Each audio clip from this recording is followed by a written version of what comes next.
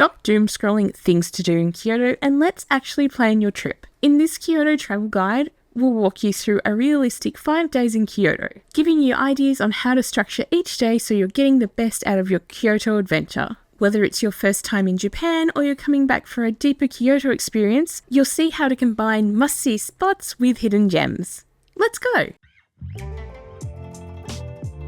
Day 1, we arrived in Kyoto from Osaka and made our way to our first stop, Heian Shrine. Heian Shrine was built in 1895 to celebrate the 1100th anniversary of the founding of Kyoto, formerly known as Heian, and is dedicated to the spirits of the first and last emperors who reigned from the city. Whilst we were there, renovations had just begun on the main buildings and will be continuing until 2031. Admission is free to the shrine, but to view the shrine's gardens it is 600 yen.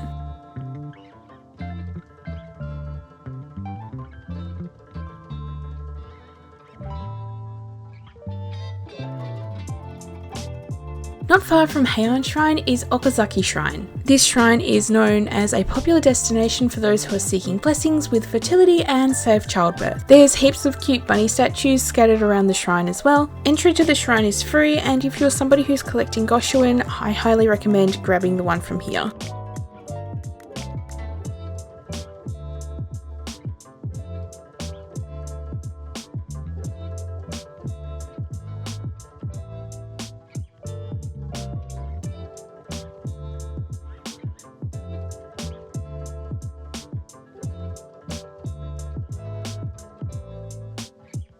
We then walked to Akando Temple to check out the autumn foliage. Now, Akando is close to Ginkakuji, the Philosopher's Path, and Nenzenji, so it would be pretty easy to incorporate the temple into a day where you're also visiting those destinations as well. We had already been to all three in a previous trip, so we decided not to go back to them today.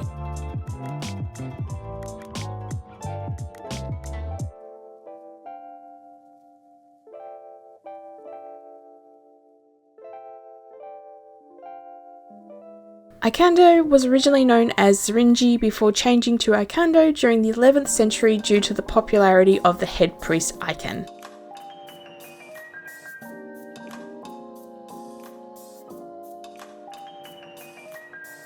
The gardens are absolutely gorgeous to walk through, particularly in autumn, and I imagine they would also be pretty amazing in spring. Entry to Akando Temple is 600 yen most of the year, and this increases to 1000 yen during the autumn colour season, so November-December. For more information about Akando, check out our video that I'll link in the pinned post below.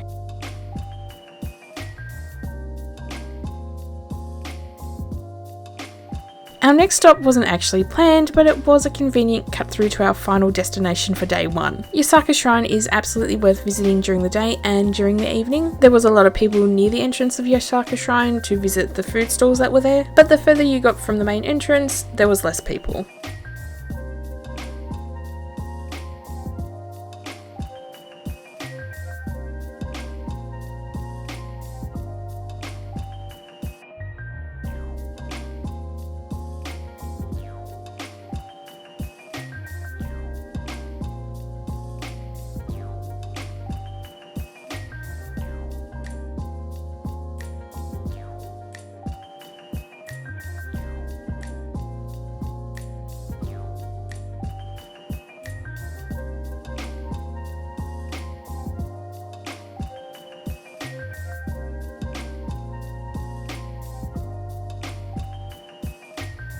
Kodaiji Temple was our last stop for day 1 and our first illumination for our stay in Kyoto. The temple was built in 1606 in memory of Toyotomi Hideyoshi. The grounds of Kodaiji were absolutely beautiful, and I feel the illuminations enhance that beauty by tenfold.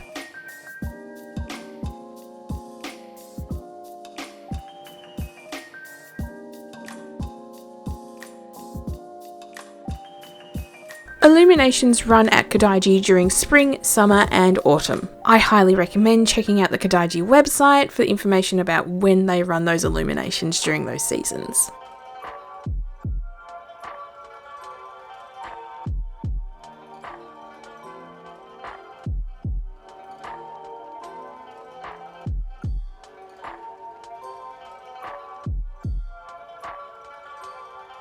If you're wanting to see a bamboo grove but don't want to have to deal with a crowd, Kodaiji also has one. Whilst the illuminations are popular, there is plenty of space to walk and take photos without feeling like you're constantly bumping into people. Entry to Kodaiji is 600 yen. For more information, check out our video in the pinned post below.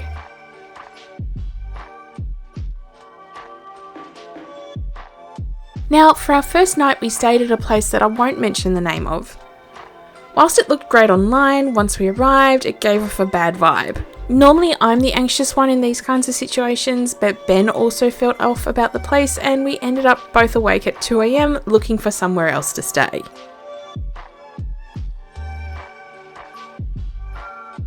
After the early morning hotel search, we got up and walked to Kiyomizu-dera. The walk was fairly easy and there wasn't too many people in the streets whilst we made our way up there.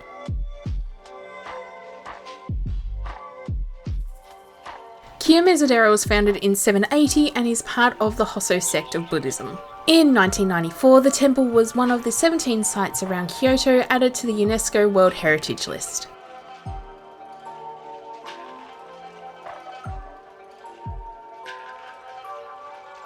Kiyomizu-dera itself was pretty quiet, and whilst everything wasn't open at 7 AM, you could still easily make your way around the temple's grounds. The maple tree foliage had not completely turned to its full autumn colours, but it was still incredibly enjoyable to see the gradient created by the trees.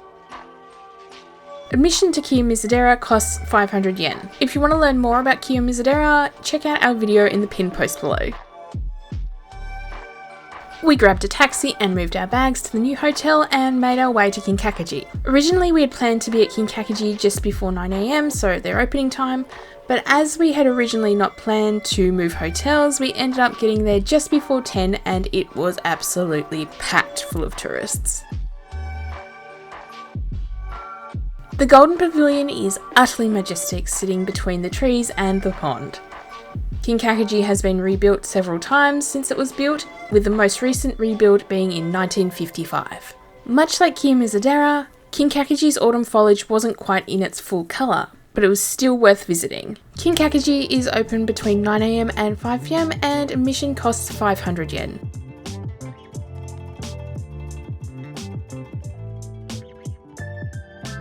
Our next stop for the morning was Ryoanji Temple, about a 20-minute walk away from Kinkakuji. Originally an aristocrat's villa, it was converted into a Zen Buddhist temple in 1450. Ryoanji Temple is also home to Japan's most famous rock garden, which is visible from the Hojo building.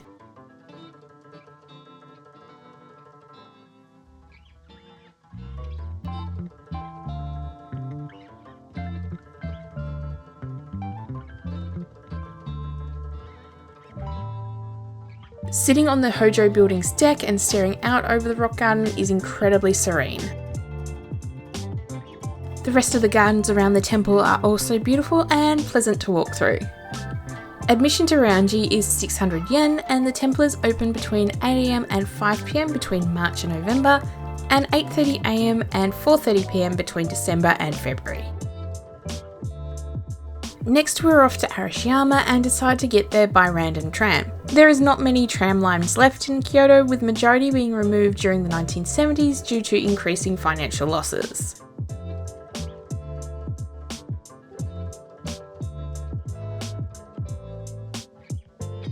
Once we got to Arashiyama, we made our way to Saga Arashiyama Station to ride the Sagano Romantic Train.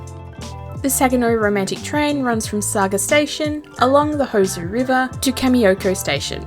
This was our second time on the Romantic Train, and I think as long as the train is running, it does close for part of winter. I'll be trying to get tickets every time I visit Kyoto.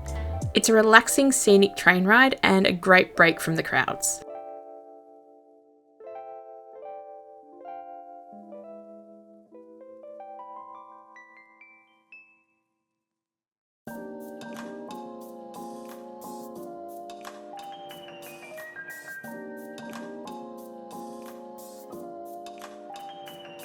The train is incredibly popular with both locals and tourists, so you will need to pre-book your tickets.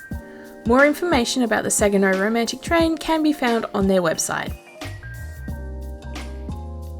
Our final stop for the day was Kyoto Station. This may sound odd, but Kyoto Station has a lot of activities to do in it, including heaps of shopping, the Grand Stairway, and the Skyway Tunnel. It was great, but we got lost heading back to our hotel. And after not sleeping very well on our first night and a very long day, this was not great. Our new hotel was the Hotel the M's, Kyoto. It was incredibly close to Kyoto Station, and whilst the room was smaller than the room we had previously at the other hotel, we felt more relaxed and comfortable. Also, whilst I didn't film it, the ground floor had a massive communal space filled with seats so you could chill out or do some work. However, my plan was to go to sleep. Day 3, and our first stop was Tofugaji. Tofugaji is a temple that was founded in 1236 by the Fujiwara clan, and its name is a combination of two of the Fujiwara's temples, Kodaiji and Kofukuji.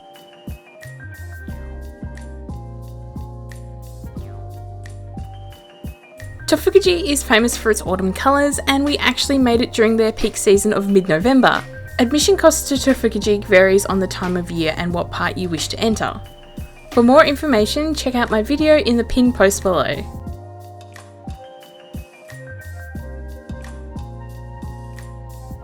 Our next stop was Uji, where we wandered through the streets exploring until we made it to Byoden. Byoden Temple was built in 998 as a politician's retreat before being converted into a temple in 1053.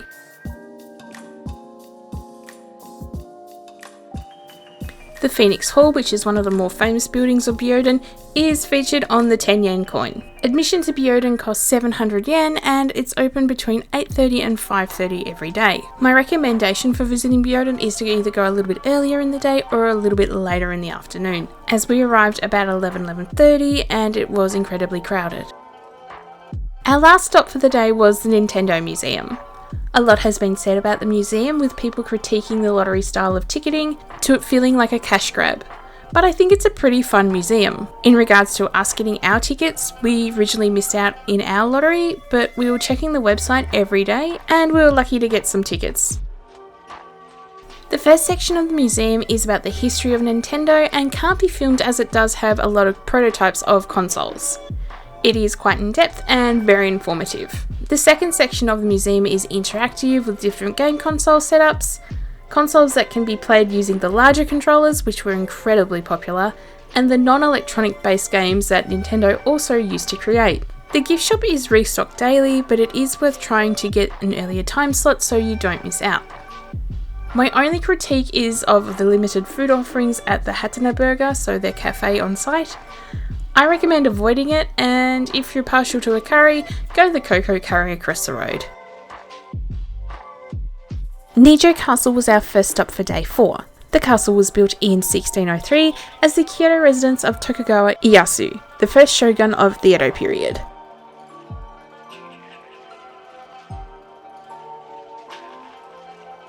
After the shogunate fell in 1867, Nijo Castle was used as an imperial palace. In 1994, the castle was designated as a UNESCO World Heritage Site. There are sections of Nijo Castle you can't film in, such as in Ninomaru Palace, which is why we don't show them.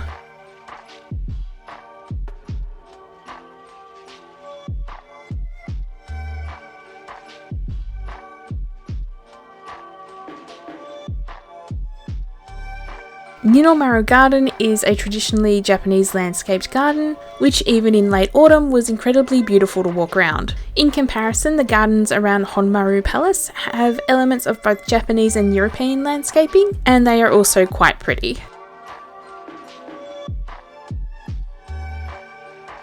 Entry to Nijo Castle is 800 yen, plus there's an additional cost of 500 yen to enter Ninomaru Palace. If you wish to also go inside Honmaru Palace, this needs to be booked in advance and costs an additional 1,000 yen.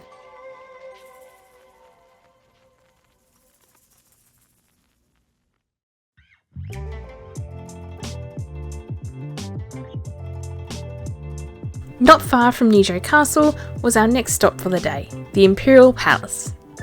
The Imperial family lived in Kyoto until the start of the Meiji Restoration in 1868. And that's when the Imperial family moved to Tokyo. One thing you'll note is when you're entering that security checks are done, which was a first for us outside of theme parks. We also noticed that there wasn't a lot of foreign tourists visiting here, and to be honest, they are missing out. You can't go into any of the buildings at the Imperial Palace, but some buildings do have doors open so you can see the insides. To be honest, I think this is a pretty good compromise in that people can see what's in the buildings and things don't get damaged. Admission to Kyoto's Imperial Palace is free. Opening hours do change with the seasons, so check their website for more information. But normally the Imperial Palace is closed on Mondays. It will also close suddenly and unannounced if there is special visitors coming to the palace. For the rest of day 4, we did take the time to just chill out and wander around Kyoto proper, Kyoto Cafe, which we'd seen about online and wanted to check out and see if it was as good as it looked. We waited about an hour in line, and then when we got seated, we were served pretty quickly. The cheesecakes are all shaped like pieces of cheese and were incredibly tasty. So I highly recommend checking out Kyoto Cafe, as the wait was absolutely worth it. We also went to This Is Shizen, which does a combination of desserts and botanicals in their store. We bought one of the seasonal ice creams and a build your own ice cream. The flowers are made out of white bean paste, and as someone who doesn't like bean paste, I actually loved this. Something that isn't really spoken about a lot, I find, is that Kyoto has a lot of really good dessert places. Let me know in the comments below if you'd like a list of our favourites from Kyoto. We might make it as a community post if there's enough interest. Our final full day in Kyoto arrived, and we started the day at Toji Temple. Toji Temple was founded in the late 700s and acted as the southern entrance to Heian, which is now modern day Kyoto, along with its sister shrine which no longer stands, Saji. Toji Temple is home to the tallest pagoda in Japan and will be back here later in the day.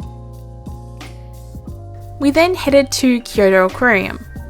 The aquarium has a focus on aquatic animals that live in and around Kyoto, as well as marine life that lives off the coast of Kyoto Prefecture in the Sea of Japan. I understand that there's a lot of people that are wary of going to aquariums and zoos in Japan. There's a lot of concern about the condition that the animals live in, and I understand that concern. In our trips to Japan, we've only been to one zoo and we left pretty quickly because the conditions were not great, but we tend to find that most of the aquariums that we've visited are on par with the same standards that we see in Australian aquariums. Kyoto Aquarium is open between 10 AM and 5 PM every day, and admission costs 2,400 yen. Next we headed to Maruyama Park, which is next to Yasaka Shrine in Gion, for a bit of a break and to wander around. It was nice just to go and chill out for a bit and be outside, and there was also the added bonus of cats. While we're there, we did see a group of people looking after and feeding the stray cats in the park, so that was pretty cool to see. For our final dinner in Kyoto, we went and got tonkatsu before being jump scared by Santa Colonel Sanders as we headed back to Toji Temple. Toji Temple does hold illuminations during autumn and spring, and it is incredibly popular. The changing crowds between the morning and the evening is quite stark. However, it was absolutely worth fighting through the crowds to see the gardens and the temple buildings, particularly the 5-story pagoda, in a different light. If you want to know more about Toji Temple, make sure you check out our video in the pinned post below. Kyoto can be quite hectic, especially if it's your first time visiting. I hope this video has been helpful in giving you ideas of where to visit and when. Honestly, 5 days in Kyoto isn't enough time to see everything, but if you manage your time well, you can see a lot. Let me know in the comments below if you're planning on visiting any of the places we went to, or if you've been to Kyoto before, what did we leave out?